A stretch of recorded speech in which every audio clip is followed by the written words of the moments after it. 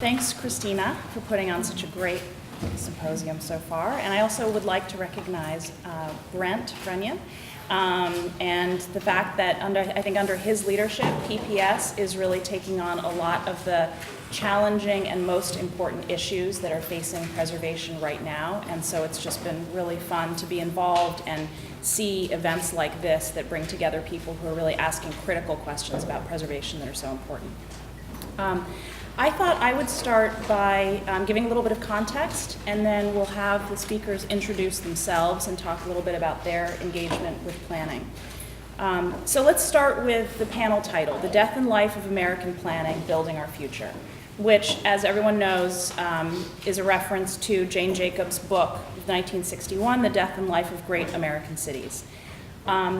That book was a critique of modernist planning principles that were applied across this country in urban renewal in the late 1940s and 1950s. Those principles called for the separation of uses, use of superblocks, skyscrapers. There was a real effort to kind of build density, but then also build it within zones of nature.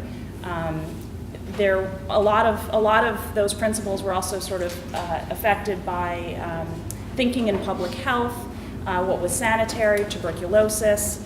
As a lot of those developments went up, critique was quickly in architecture journals, in planning journals, in the newspapers, in magazines like The New Yorker, where Lewis Mumford had his architecture column. There was a huge amount of criticism of these projects. A lot of it actually sort of the criticism centered in New York, which I always think is sort of interesting to keep in mind. Sociologists at the time who were studying urban renewal added to what was an aesthetic critique a dimension of seeing a lot of these projects as applying middle-class norms and calling areas slums that in fact were dynamic and vibrant communities. So within sociology, there was added this colonial power, sort of racial, gender dimension to this critique. So Jacobs in this book called for mixed use, density, buildings and blocks at a human scale, decentralized organic growth. Almost 20 years later, it's interesting that we are still naming a panel after this book, and everyone, in some ways, it still sets the context for our conversations about planning. So today, I think we're still in the stage of trying things out, experimenting, looking for a new ideology, looking for new principles. I'll name some of these right now, and we'll get back to them later. Tactical urbanism, historic preservation itself, new urbanism, community design, creative placemaking. I would actually throw the field of landscape architecture into this mix, which in the 1960s and 70s I think became a place where critical, design that was critical of some of these planning principles was happening. So I think in this conversation what I'd like to talk about later is, number one, are there others? Are they true alternatives to some of the planning practices of the 1930s through 50s? Who has embraced them? Who benefits from them? But first, I thought we would start with what everyone considers to be kind of the big ugly, which is urban renewal and its aftermath in the 1960s and 70s, when some of these alternatives were really hatched and were starting to be developed. So I thought we would go around, and I would love for you each to introduce yourself, tell us about how your work engages with planning, and I thought what we would do is begin with kind of a historical conversation about urban planning and kind of the couple of decades following urban planning, and talk through how you understand that period. Do you want to start at this end or this end, or? Sure, I'll start. Sure. Great. Hello, everybody. My name is Penniman. I am a principal planner for the City of Providence and an instructor of urban design at the Boston Architectural College. I'm a Massachusetts native, and I think I'll leave it at that. Hello, my name is Trey Scott. I'm the principal planner for the City of Central Falls. I got my undergrad degree at Norfolk State University. I went to graduate school at Virginia Commonwealth University. My background is in politics and planning and community outreach. And I'm a Brooklyn native. I have a southern accent because I was down south for 10 years. And I'll leave it at that. My name is Caroline Cheong. I'm an assistant professor of history at the University of Central Florida. My background is actually in city planning. That's what I have my degree in, and historic preservation. So cumulatively, you have kind of meld those two, and I'm very much a preservation planner. My research and all of my professional work has really looked at the intersection of urban regeneration politics and institutions and poverty reduction. Particularly geographically, I've focused on global south cities. But I sort of try to thread an equity theme. How can we make historic preservation more equitable throughout sort of all of the work that I do? So. And I'm Elihu. I teach urban studies at Yale, and my background was in documentary film, but then I got into urban history and planning history, and especially looking at the role of corporations in rebuilding the city, so looking at power dynamics in the post-war city.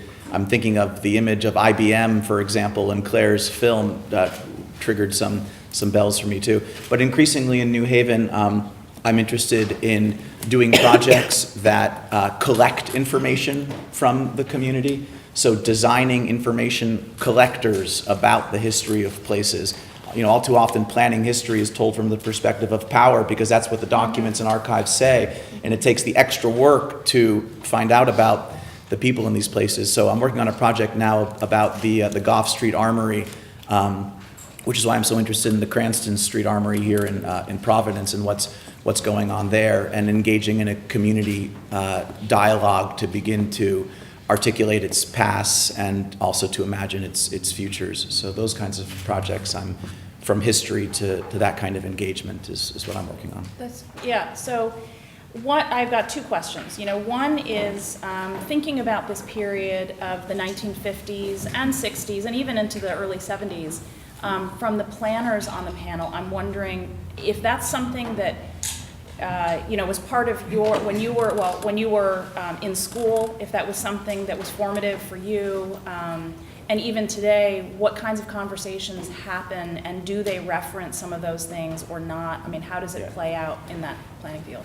So for me, that's actually one of the most critical issues is how we're educating planners. And actually, I would make a distinction between planning and urban design, because as you know, and I'm sure many know, in the fallout of urban renewal, there was kind of a split in the field, and urban design kind of emerged out of the ashes of that. Right? Before planning sort of referenced everything, the physical design of spaces, and after that, many departments were saying, well, actually, we don't want to be associated with urban renewal anymore, so planning, we're talking about sociology, we're talking about policy, and Joseph Louis Sert's work at the GSD, creating an urban design department and all that. So I say all that to say, when I was in school, that distinction was really clear, and the way that urban designers were taught was very different than planners. And the urban design, I would critique, we're still training students to think of tabula rasa schemes. Corbusier, who really influenced urban renewal, is still a demigod. Mm-hmm. Whereas students in the planning concentration were, Jane Jacobs was the demigod, mm-hmm. and talking about some of the principles that I think most in this room value. So I think that difference in education really plays out when you come to practice and you're on a team where, maybe your colleague has a Bachelor of Architecture and a Master in Urban Design, and you're coming from more of the planning perspective. I think you start to see some of the legacies of that thinking kind of butting heads. So sorry for critiquing urban design, broad brush, but I do think it's critical. And is Jane Jacobs still a demigod for all of you, and some historians on the panel, some planners? I'm interested in whether she's regarded the same way across some of these fields. I mean, as a planner, I really don't. Jane Jacobs has a lot of great ideas, but I don't look at her as a demigod because I think she really took this certain. It's a certain respect for our profession. She really took that out, and it's naturally like we're trained professionals, and we're not always looked at as trained professionals as planners. We look more as facilitators, like community facilitators. And I actually have a background. Actually have a background in planning. I actually have a background in planning where I know how to do certain things that the common citizen doesn't know how to do. Like what? Like for example, No, it's like planning is issue. one of those fields that people don't really know. They don't really know what we do. Yeah, so tell us So what you do. I do stuff like we have, like a lot of my job is advocacy, because many times like we have Jillian Finkel in the crowd, and she is working on the Broad Street initiative. So she does a lot of advocacy and gets out into the community and does a lot of the community outreach, because we're doing stuff like complete streets, green water infrastructure. We're doing different things with bike lanes in the community. They're not educated on issues like tactical urbanism. And it's many times, like in my city, the big boondoggle is we have a rotary. And we have a rotary because we have a complete streets vision and a zero deaths, like we want zero traffic deaths. And it's a traffic calming method, but they're not necessarily educated on those issues. And so all hell broke loose when we put a traffic circle in. And even my colleague Mark Elihu, he can attest, we have been getting calls for at least a whole year on that traffic circle. So community input, thumbs up or thumbs down? Yeah, well, you want community input, but also it's like you need to let the planner have a leeway, because Robert Moses, in the planning, it's a big war between Robert Moses and Jane Jacobs. And Robert Moses, even though a lot of stuff he did was bad, he did a lot of good stuff, because it's hard to get infrastructure built in New York. And even when the new governor came around and he did the Tappan Zee Bridge, we have never seen big infrastructure done in New York like that since the Robert Moses era. Okay, so Robert Moses, so for the historians, how do you kind of, how does this era, how do you see this era? I think, it's been portrayed one way for a very long time, and I'm just wondering if you've sort of how you see it, how negative it's been, or are there overlooked moments in this era that were actually positive? I think just sort of like what you said about Robert Moses. I think, well, two things. I mean, I think you're right that within education itself right now, Alan, that there is sort of this pitting of, Jane Jacobs against Robert Moses, and sort of, the grassroots coming, sort of fighting the man. And so that story and that narrative definitely, I think, predominates within education. But I think one of the things that's coming out now, maybe you'll disagree with me, Elihu, but is that, we're trying to tell a little bit more of a nuanced story in that, and that, like you were saying, Trent, Robert Moses did actually do some good things. He expanded access to waterways and to green space that a lot of people didn't have access to before. So I think a lot of the nuance, though, actually comes more in the sense of shedding light on Robert Moses, more so than focusing on Jane Jacobs, per se, if that makes sense.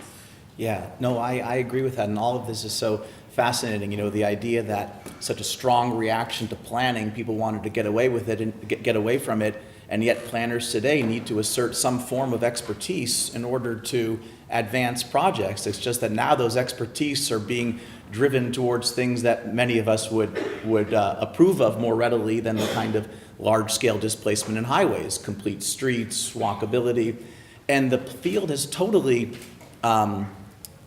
ingested the ideas of advocacy planning and community-based planning in some sense, and walking that line that Alan and Trey have to do of engaging the community, and yet also saying, okay, but now we're going to design the complete streets, or we're going to make these proposals is a very fine line to walk. And yeah, that's right, Caroline. I mean, I think things have gotten much more nuanced. Several years ago now, probably a decade almost already, at the City Museum of New York, there was a big reassessment of Robert Moses on exactly the grounds that you mentioned, Trey. He was able to get things done. Now, unfortunately, he Unfortunately, he's not a very likable character. He was a real jerk in a lot of ways. I mean, even to make a statement, you have to make an omelet, you have to break a few eggs. You know, those eggs are people, those eggs are communities that get broken. And yet there are some times when planners say, boy, I wish we could have some of the authority that he had because he was able to get things done, because now we would direct it towards better projects in that way. And so it gets more and more complicated, which of course a lot of students don't like, because it's much easier to imagine villains and heroes. Yeah. And just finally, even the hero of Jane Jacobs is being viewed in a more nuanced way as well, to the extent that the city, the neighborhood that she championed and helped to preserve, Greenwich Village, has now become one of the most elite and desirable places of the city. And you have exactly this issue of preserving the area without preserving the cultural landscape. And so some of us, in a provocative way, call Jane Jacobs the gentrifier. She was the middle-class outsider that came to this neighborhood and saw all of the daily patterns of this working class, lower middle class life in this place, and aestheticized it, talking about the street ballet in this way. And that's become problematic too in some ways. I think that the other criticism of Jacobs we should talk about Yeah. is how she influenced NIMBYism, and how the ugly side of sort of grassroots fighting the man from the homeowner class is slowing projects, advocating against density, things like that. That has also limited the city's ability to build housing, which has led to escalation of prices, which has led to gentrification. So I think it's almost more interesting to find the good in Moses and the bad in Jacobs, because the story's been talked about for so long, and it definitely is nuanced. Yeah.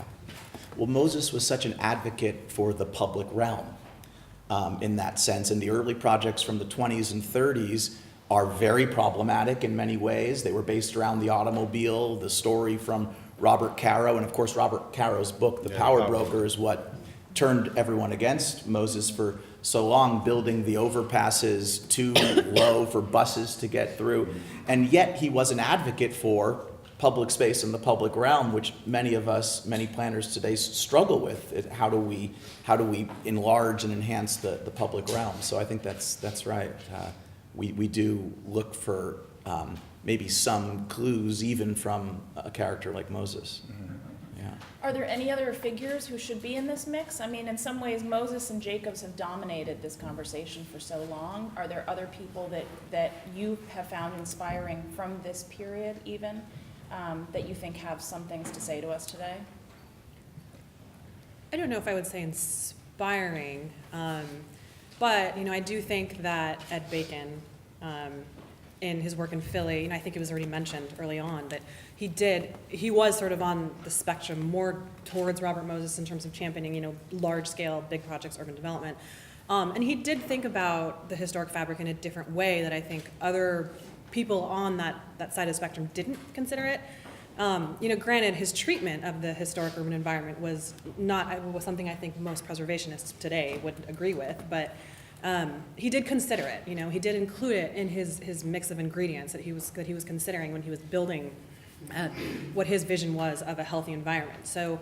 Can you speak a little bit more about Ed Bacon and what he did and some of the bigger projects that you're thinking about? So I think you mentioned earlier the Society Hill Towers. Right. There were a few other sort of big projects in Society Hill and Old City in Philadelphia that he championed and that he eventually had built. But at the same time, he was also advocating for the preservation. Well, again, I don't know if I would call it preservation, but for the retention of sort of a few historic streetscapes, but it turns out they weren't actually original or authentic to the actual neighborhood itself. But he was going after more towards the aesthetic of a historic urban environment, Right. more so than the ideals that preservationists hold near and dear to our hearts today of originality and authenticity. So he was looking at it much more from, I think, an urban design perspective.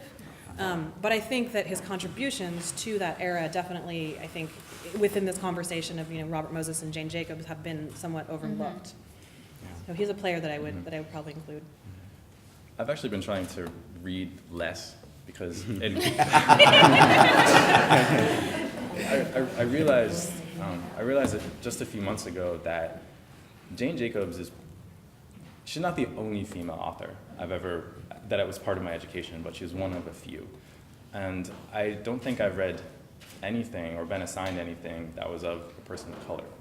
Yeah.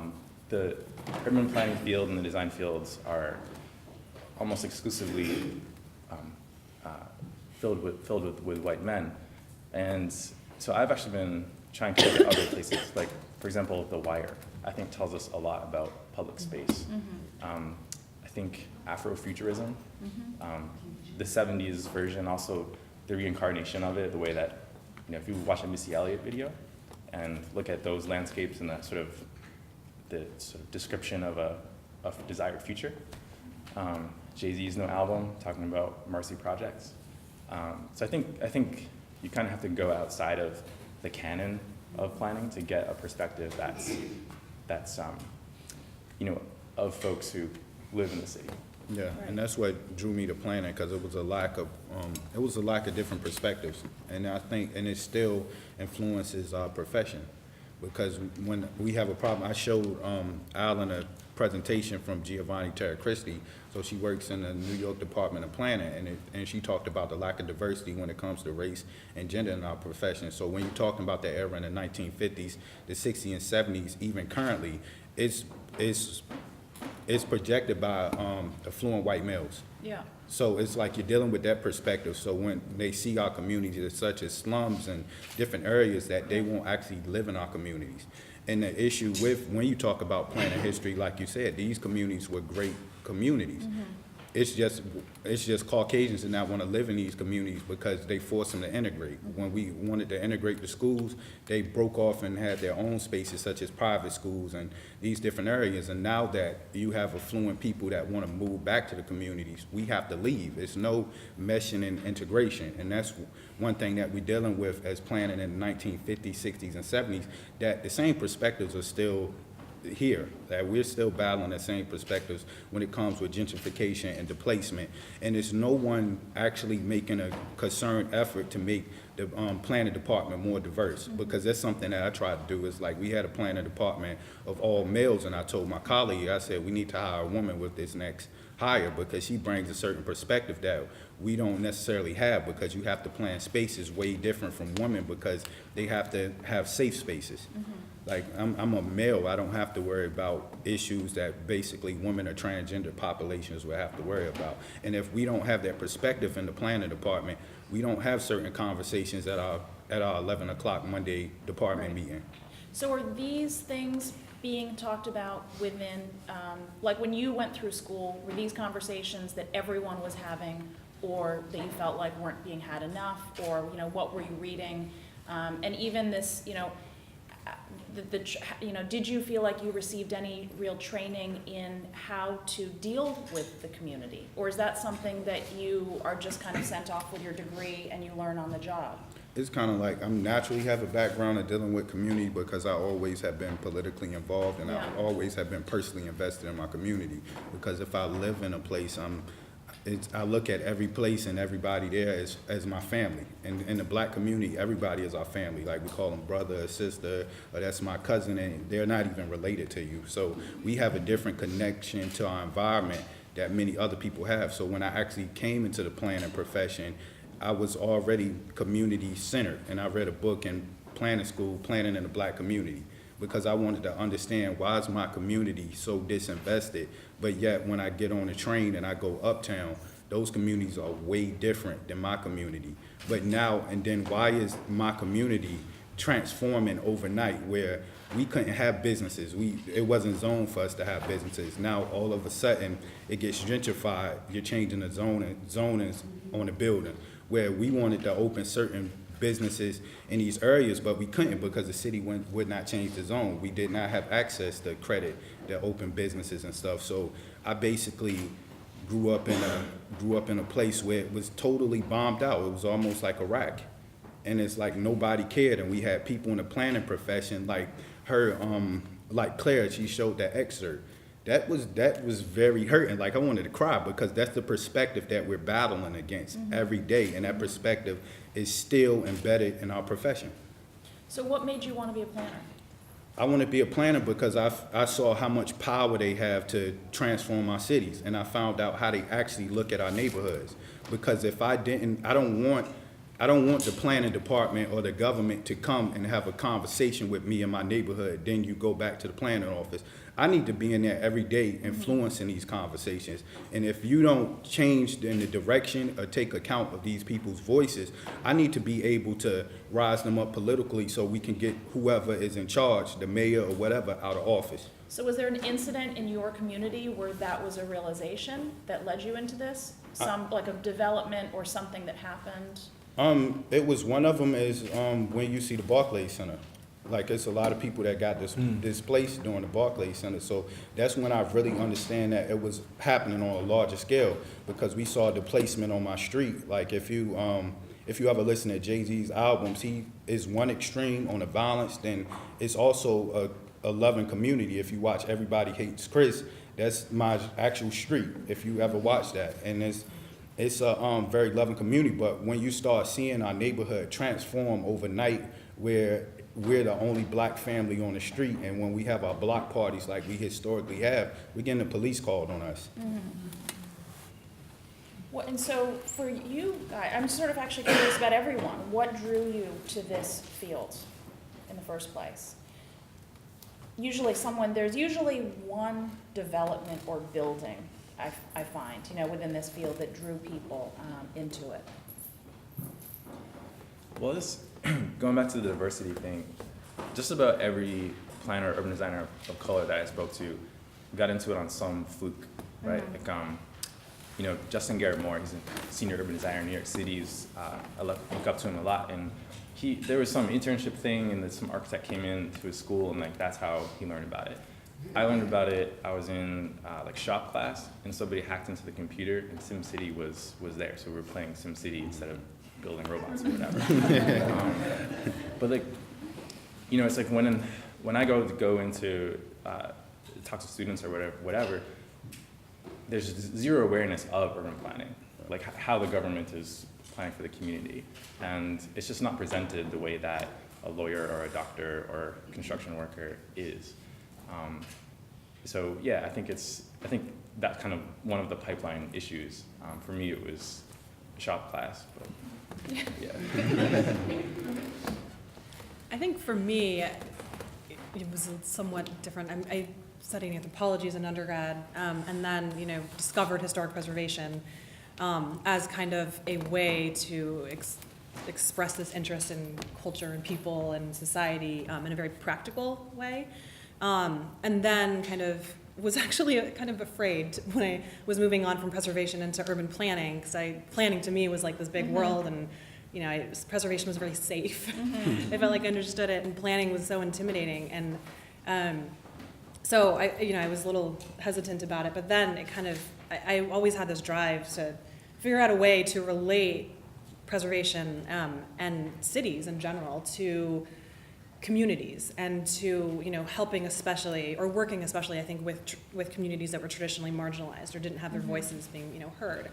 And I, as an Asian woman, have experienced that in different ways and forms.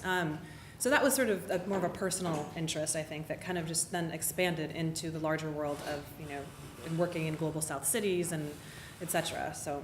How did you get interested or get involved in working in Peru, right? Or Ecuador and Peru? I have worked in Peru, yeah. Both, yeah. How did that happen? I speak Spanish, so that was a sort of easy linguistic choice.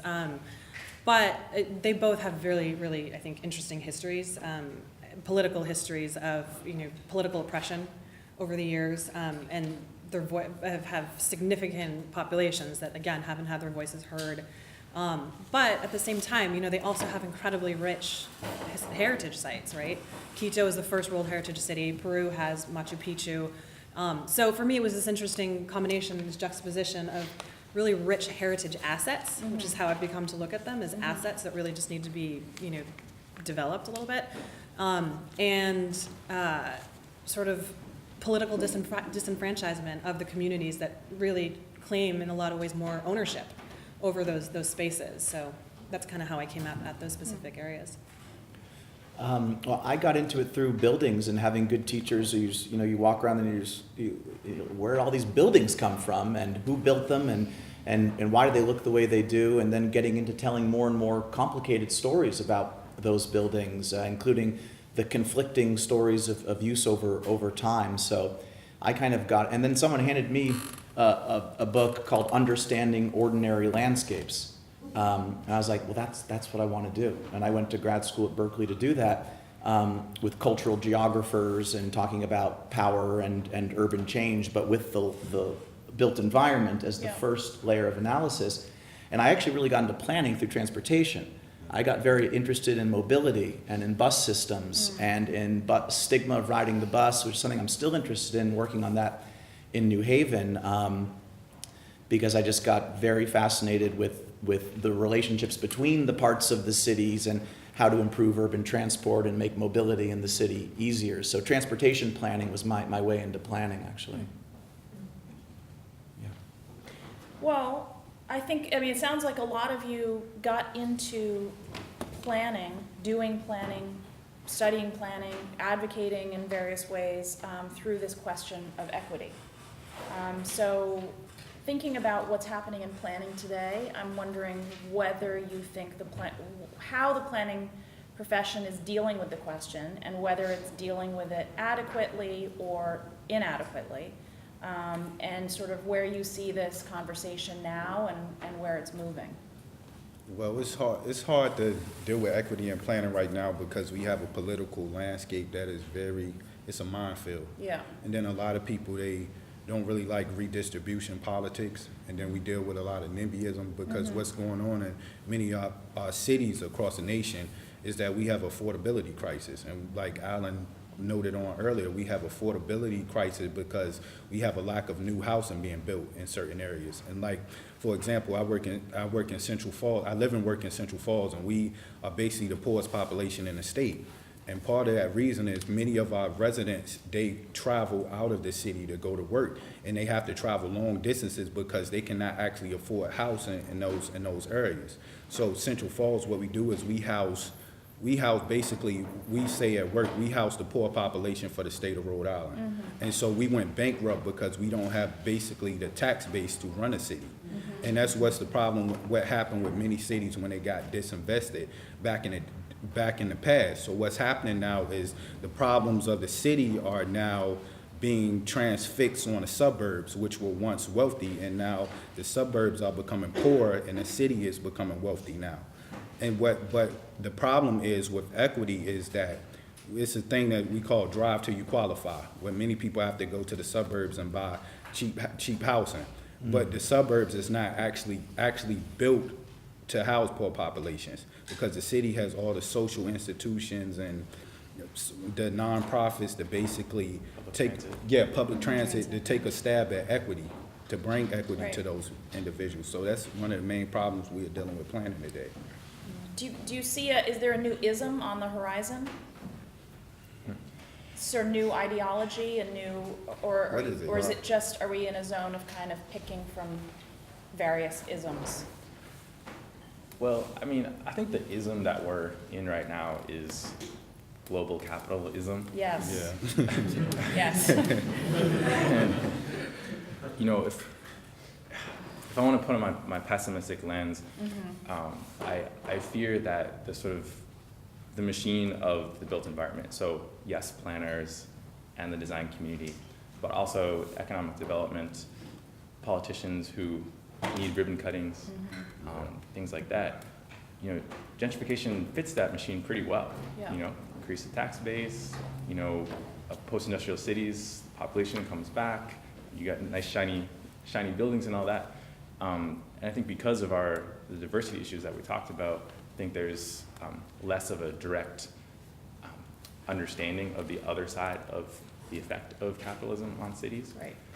And while there's a lot of, the awareness of it has reached the mainstream.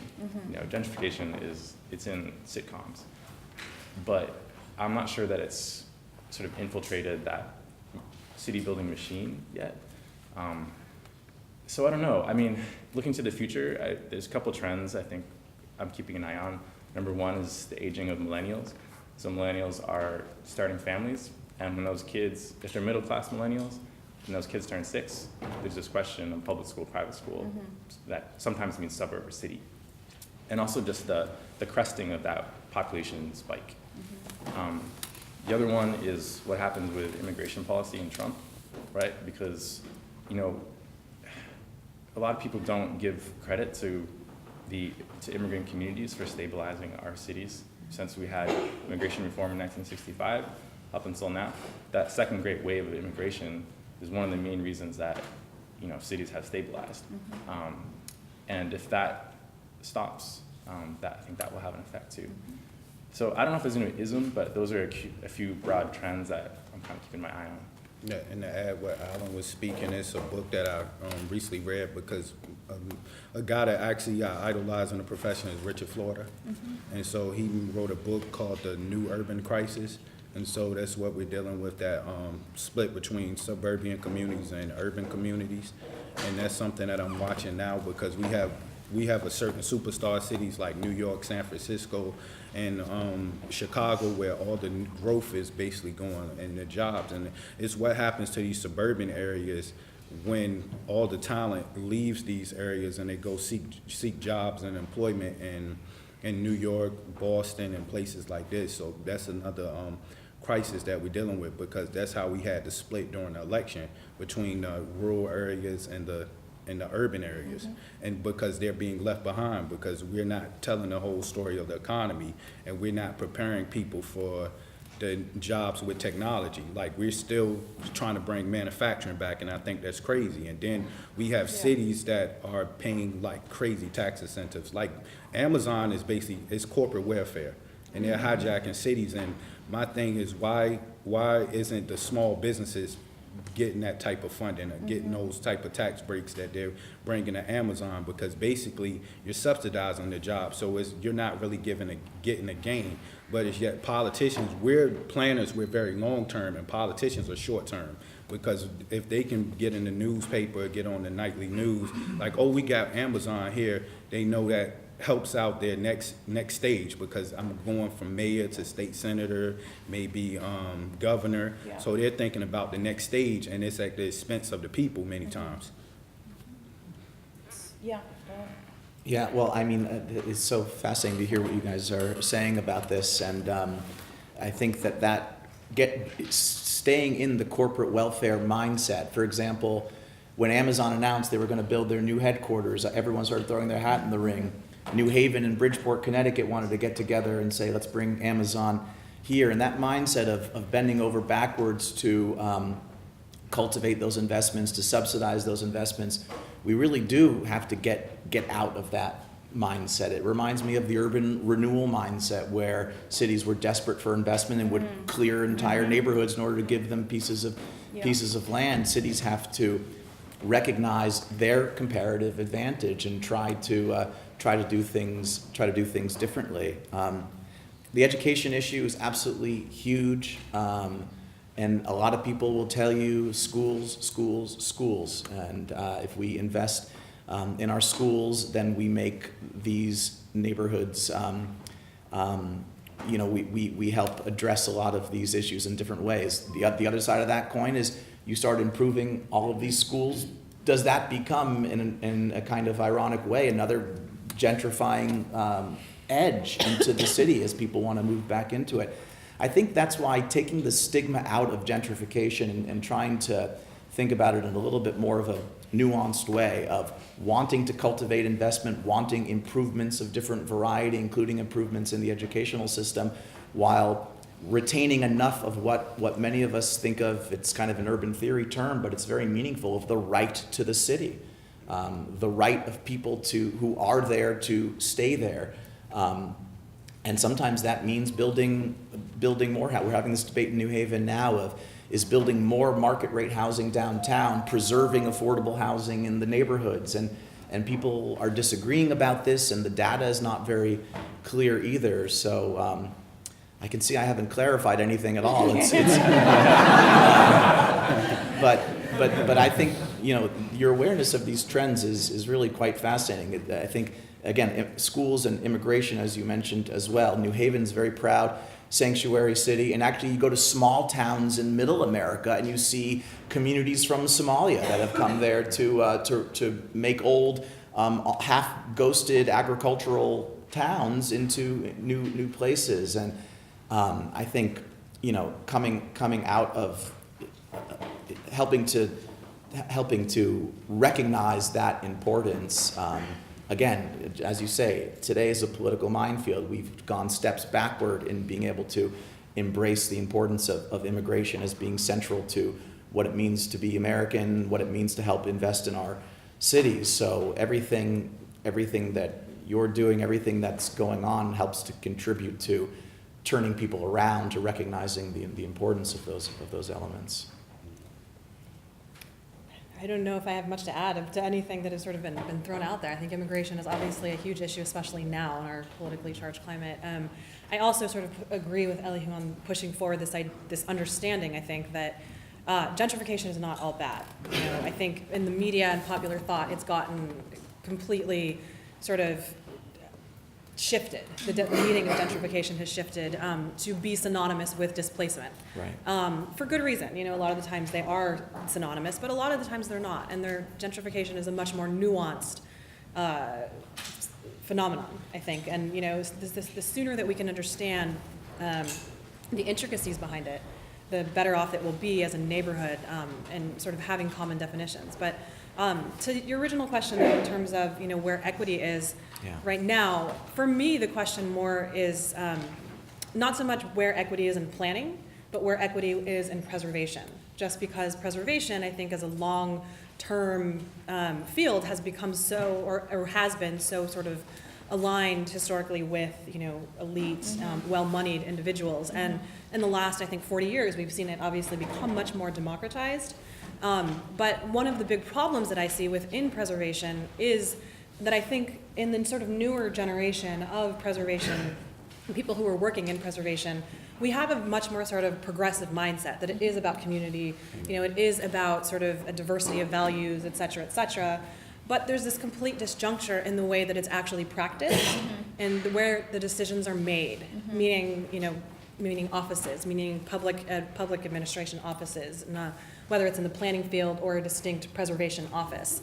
You know, I've had so many conversations with people who are working on the architectural review board or preservation offices where they are making decisions that impact the community, but their decisions are based purely on fabric-centered ideas, like does this cornice match a 19th century idea of what this house should be, and what have you. So there's this disjuncture, I think, that is really kind of doing a disservice right now to the preservation field between the way that a lot of people are envisioning and hoping for the field that it'll go, and the way that it's actually being implemented. So, you know, whether the solution to that is education, so we just, you know, wait for the new sort of wave, a new generation of preservationists to kind of come in and try to make, you know, decisions that are a little bit more thoughtful and nuanced and less fabric-centered, or if it's something, you know, where we focus more kind of on actually taking a more Jane Jacobs-y grounds-up approach. I don't know, but I think that right now inserting equity into the preservation world, for me, is a much more pressing issue. Going back to something that Alan said, global capitalism and a pessimistic lens. One thing I wonder is whether planning, preservation, you know, any of the new kind of principles people have come up with to try to do more community-centered work that's planning related. Is it possible to do, well, kind of looking back, it was sort of like the planners were the bad guys in the 1950s.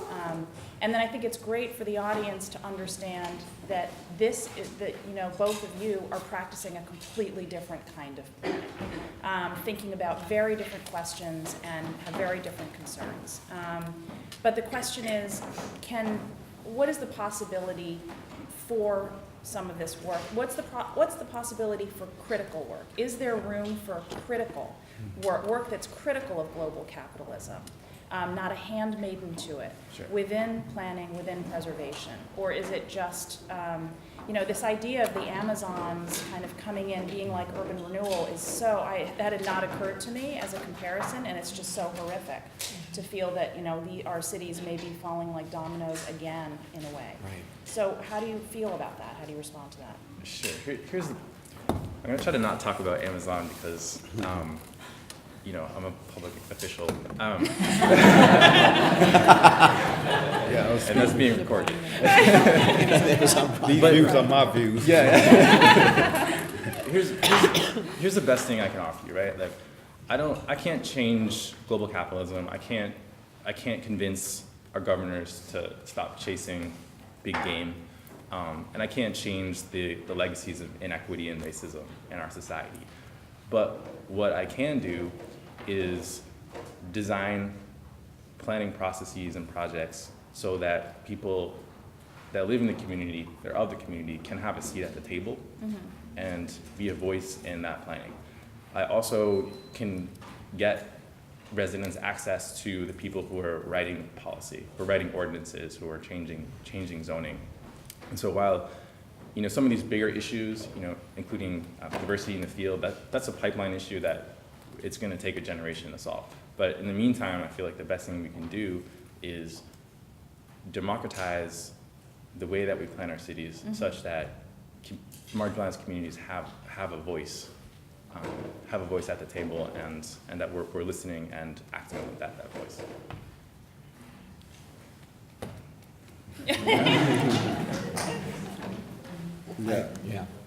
Yeah, I agree with Alan.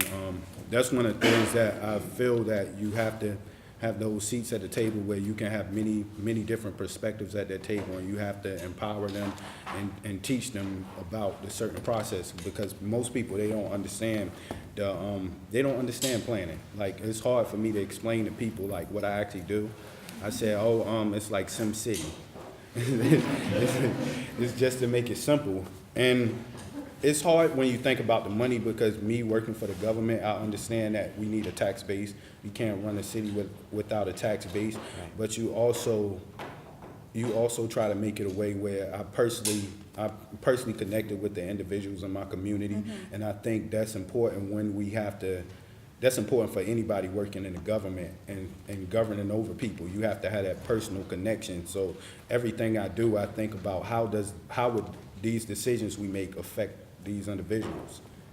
But if so much of the power has shifted away from public sector towards the private sector, while it's so important to be giving people a seat at the table when these decisions are public sector decisions, I'm not sure that people are getting a big seat at the table when they're private sector decisions. And so as the private sector kind of takes over our cities more and more and more, how do you feel about the possibilities for democratizing So I some of think those? the advantage that Providence has in other post-industrial cities is that private development doesn't pencil out without subsidy just about anywhere. So if you want to see a crane in the sky, you need some sort of tax stabilization agreement or this or that.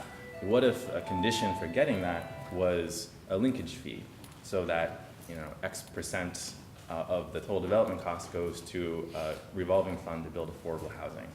Or what if there's a 20% minority and women hiring clause in that?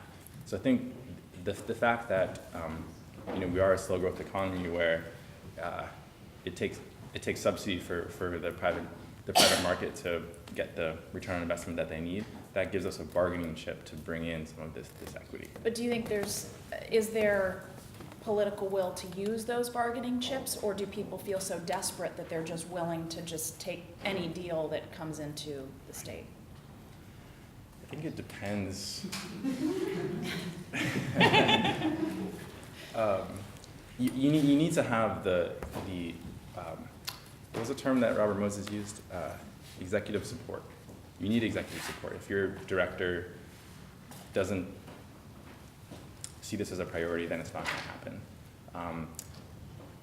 But I guess, so I think that's kind of on like someone like Trey or myself, is to just use our privilege of having access to leadership to explain why it's important.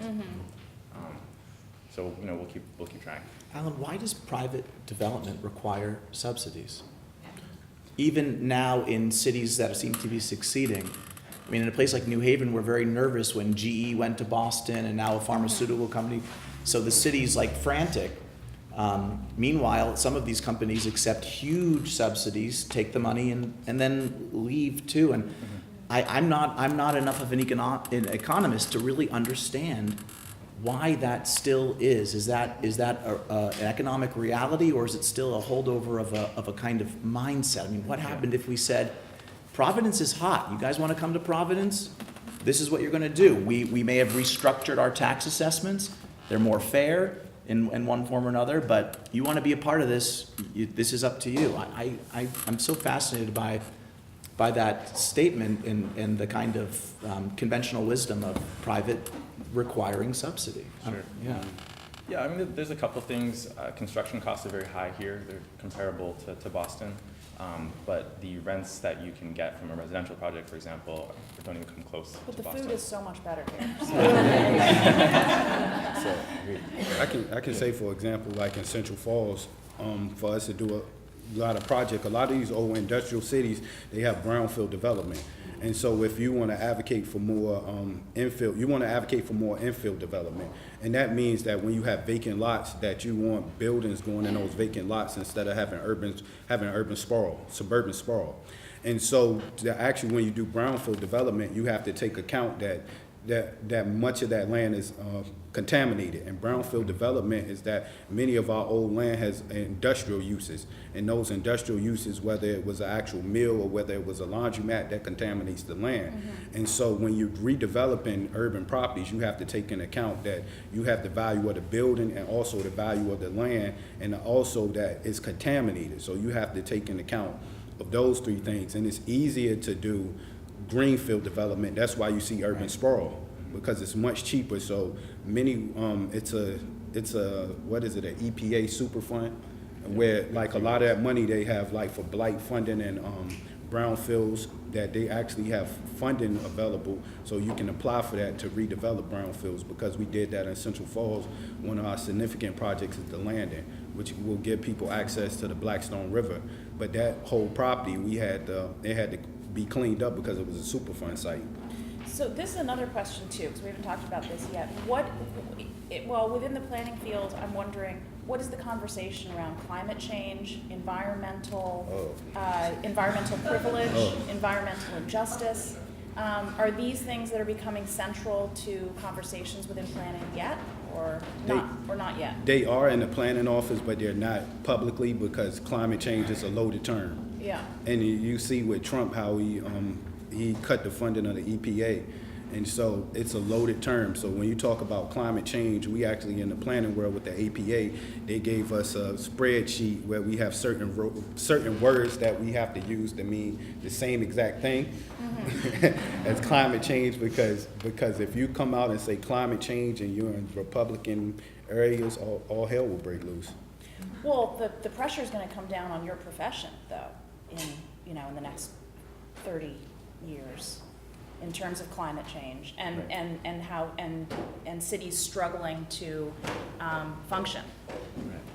I mean, one thing we have going for us is that most, if not all, major cities are heavily democratic, and the fields of planning, or I should say liberal, politically liberal, and same goes with the field for the most part. So there's a lot of interest and I think support among mayors. There's been a couple of high-profile design competitions, one in Boston, Sea Change Boston, that kind of showcased different strategies for this. New York did another one.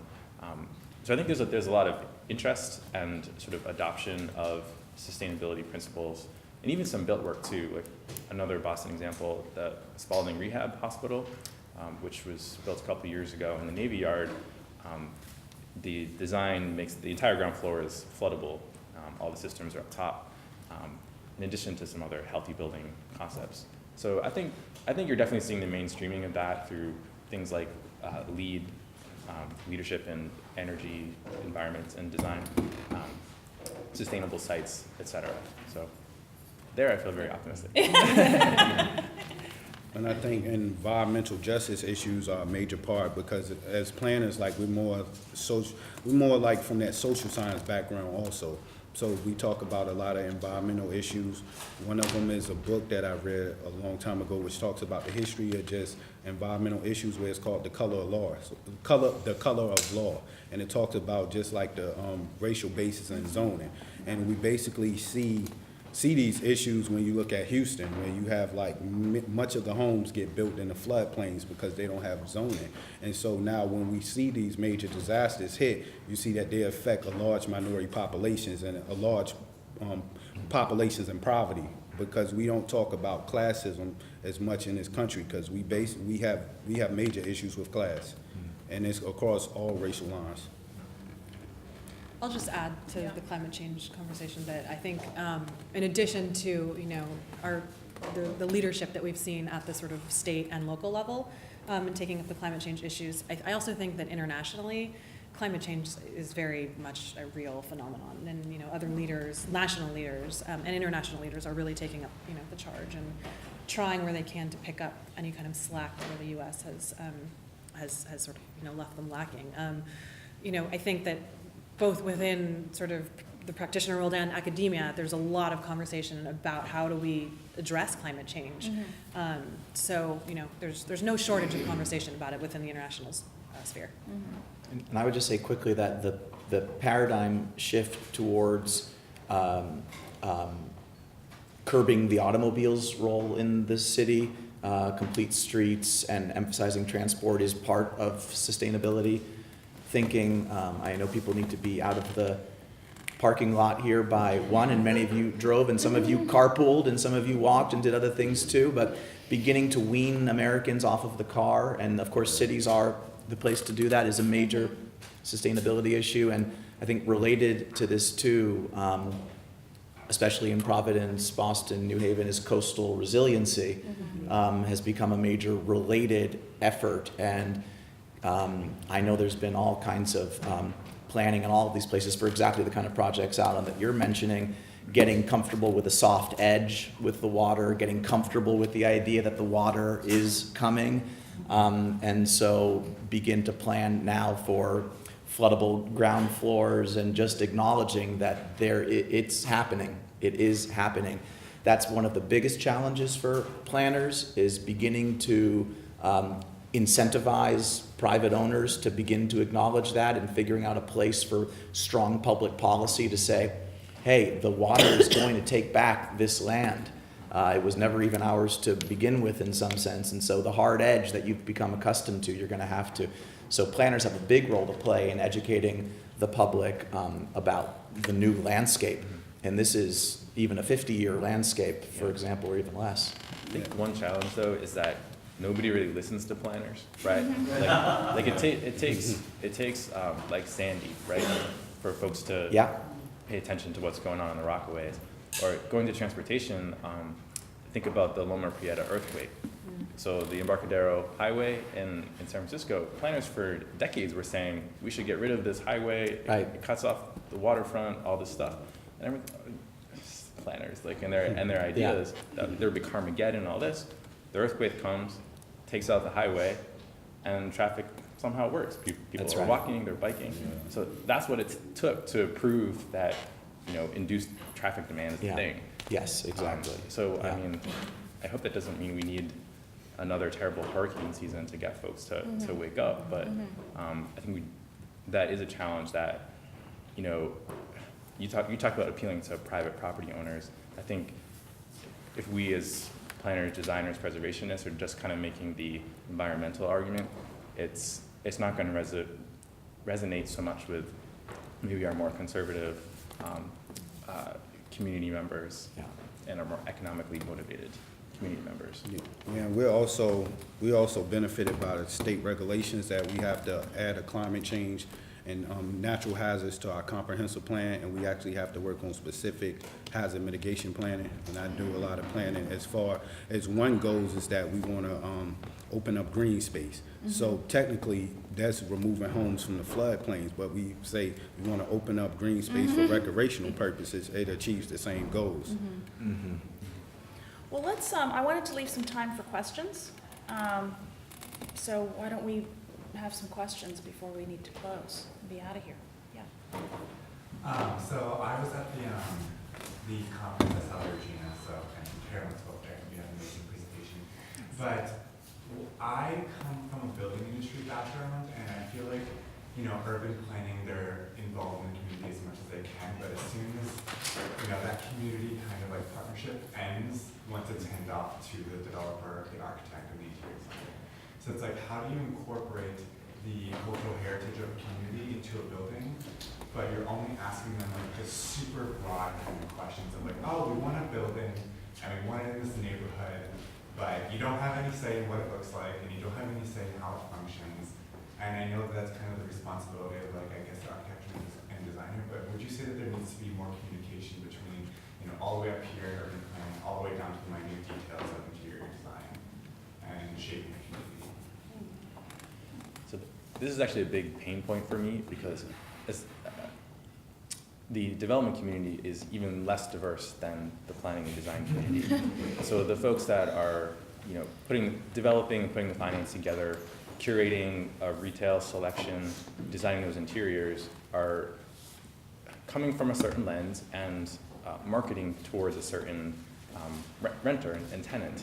And I think that often leads to a shiny new building in Bed-Stuy, and local residents feel like it's not for them because it's actually not designed for them in mind. So what can we do about it?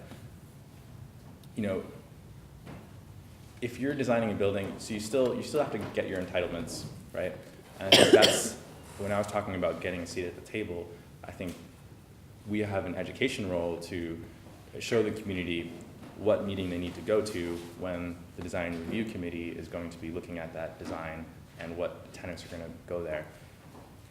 Those rooms are, you know, they always look a certain way. And I think we need to change that. I think that's a really real place where we can put the folks who are designing these spaces and the folks who hopefully are using them in the same room, just so we can kind of bridge some of those cultural, economic, racial gaps.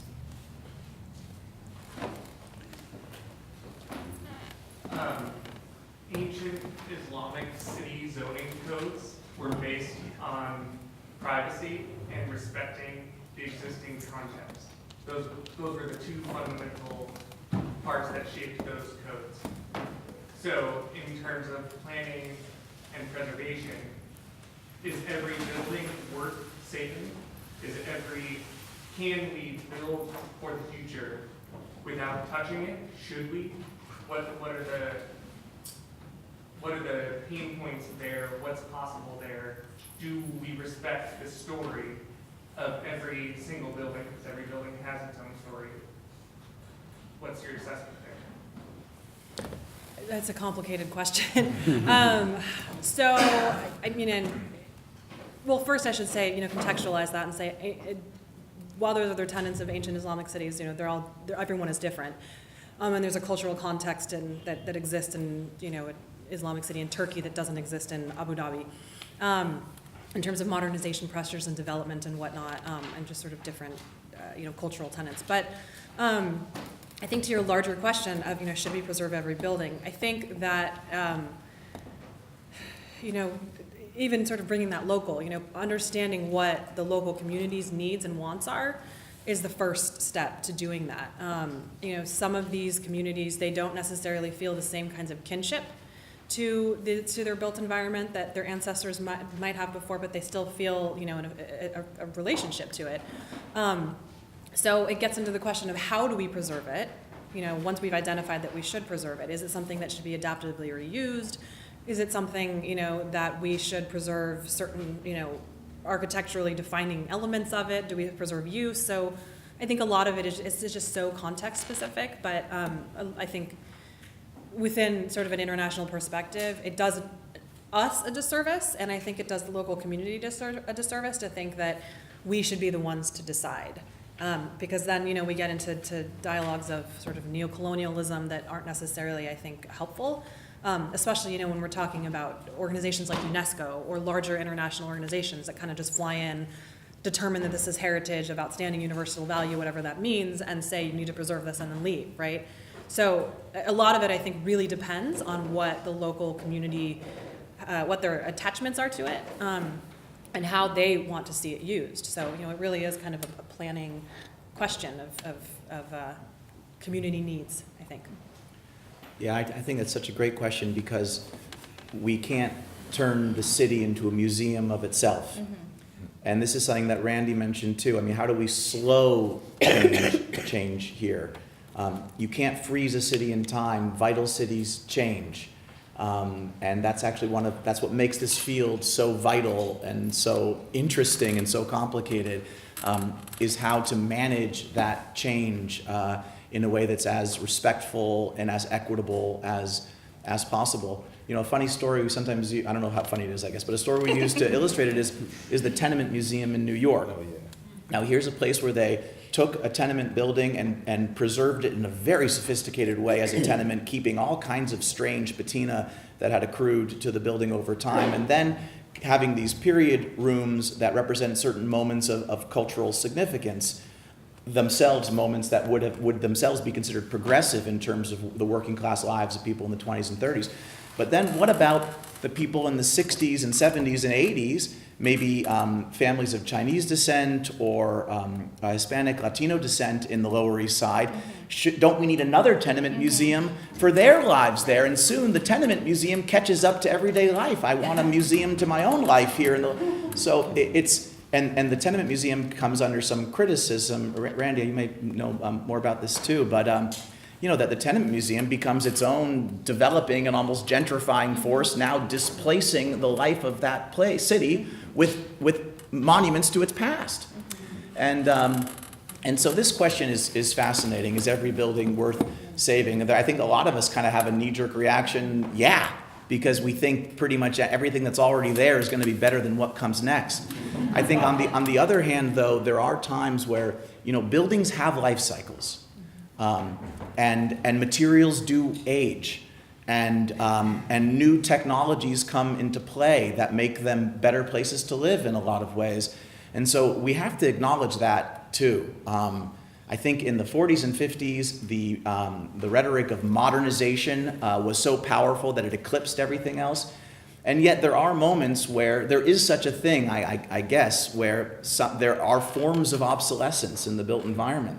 And they do need to be addressed. Now, sometimes the bones are strong enough to work around it, but sometimes you have to let it go and try to build something else equally good. But that question just gets to, in some sense, the fact that the complicated and vital nature of the field. I think it's really difficult.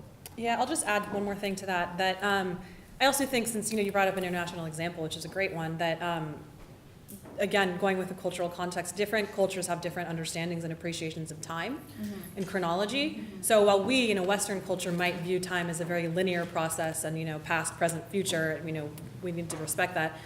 In some Asian cultures, it's much more of a circular view. So the idea of permanence isn't necessarily as permanent. It's not necessarily as important or valued. So the concept of destruction is part of a natural cycle that is also influences decisions that are made about the built environment.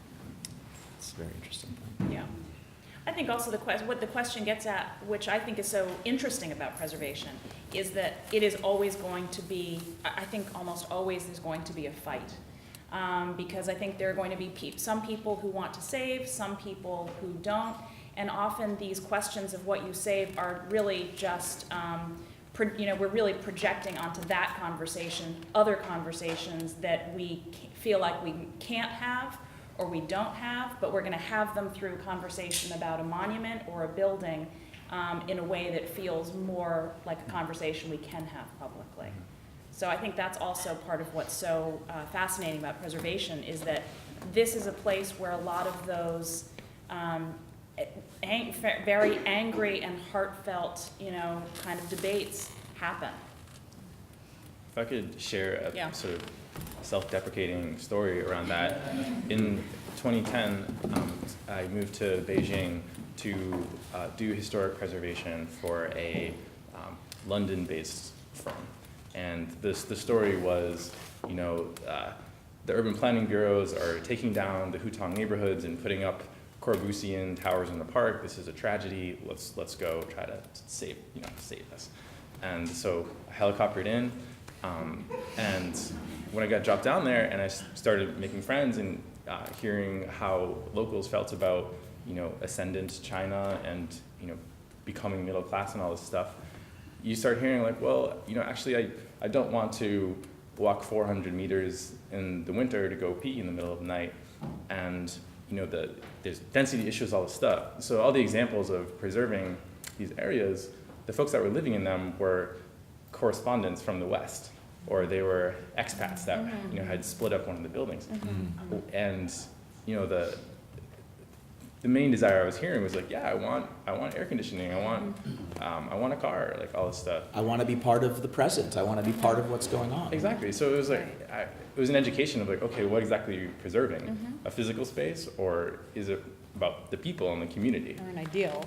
Or an ideal, yeah. Same thing is happening in Doha. There are new developments that are happening in the city that are kind of taking references from traditional Islamic architecture, and basically the only people living there are expats or locals who may have the place, but it is not the primary place that they have. They have their walled compound outside of the city, and they may have sort of like a pied-à-terre in the city, but it's pretty much the expats who are most interested in living there. Interesting. Yeah, and to add, I think is every building worth saving. I think you really have to understand that those buildings are deeper than physical places. Like they actually tell a story. Like when I look at my neighborhood in Bed-Stuy, it's almost like we look at Bed-Stuy, Harlem, Jackson Ward, and Richmond. We look at that as like our epicenters of black culture. And so what I think about with historic preservation, if we say, okay, let's knock every building down, what happens to the story of my people? Because those buildings, they tell the story of just not only my story of growing up in the neighborhood, but when my grandfather immigrated, when basically he left the South, where they basically, that was cultural displacement, the Great Migration.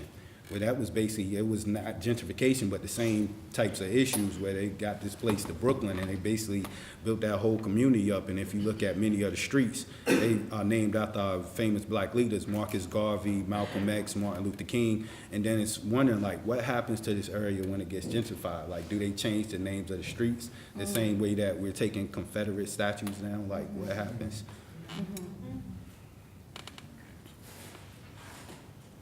No more questions?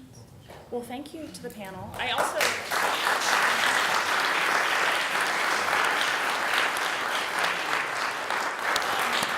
sort of wish we had a bunch of kids here, because I think what has come out of this conversation is that all of the most important conversations that we are having in this country fall under the rubric of planning. So I think, having the next generation understand that and see that would be fantastic. But thank you all. This was fantastic. Thank you.